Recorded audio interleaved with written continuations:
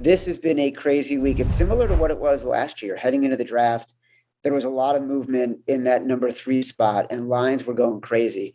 All of a sudden this week, Travon Walker from Georgia, the defensive lineman, is projected to go number 1, and Aidan Hutchinson now projected to go number 2. And I know that I saw you put into the Action Network app tracking your picks.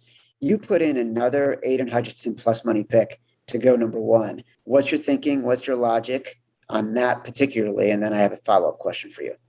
Yeah, should have kept waiting. I thought it was just a reaction to Peter King's mock draft because, again, he puts it out either Sunday, like at 11 p.m. or 12 p.m. Eastern, or he puts it out Monday morning, like 6 a.m. And then you just saw this line flip because he had Walker at number 1 position from whatever he was. I think he might have been the second pick or third pick to be in the number 1 pick over Aidan Hutchinson. And I'm wired, Chad. I just try to fade the media because I just think a lot of these guys, not that they're throwing shit against the wall and hoping it sticks, but it's like no one really knows. And people like me who my job is to find good sources, and we pay a lot of money for these moles and these sources in these different teams. And the reason I went back, I doubled down on Aidan. I'm still buying. I mean, it's going to be scary when he's not the one to go, but basically the guy we have on the inside says the owner of the Jaguars is the one that wants to take Aidan, and the GM is the one that does not. I mean, how often have we heard of this scenario? And usually the owner wins out. So interesting that I think people are going off all these mock drafts because all the mocks I looked at just before we hopped on here online, again, a quick glance through a couple, I'd say 7 to 8 big media companies. Most of the guys now have Walker number 1.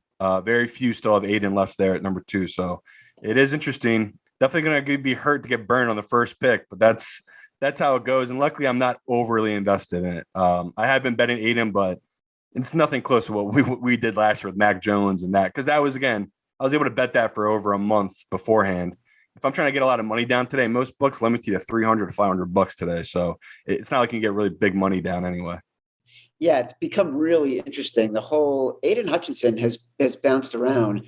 We had this great tweet yesterday, a graphic that we put out where we went back to mock drafts from the summer of 21, and it was Spencer Rattler as like the shortest odds to be taken number 1 overall. And then like Aidan Hutchinson has been up there 3 or 4 times as the shortest odds to be taken number 1 overall. And now all of a sudden we're 48 hours from the draft and Travon Walker is getting all the attention and now is minus money to go number 1 overall. That's what makes betting on the draft so interesting. That's why it's become such a big deal, is because fans can engage on this entirely based on speculation and reporting and what they're seeing in mocks. And there's no analysis that can be done about what's actually, like when you bet a game in the NFL, you can analyze things on the field.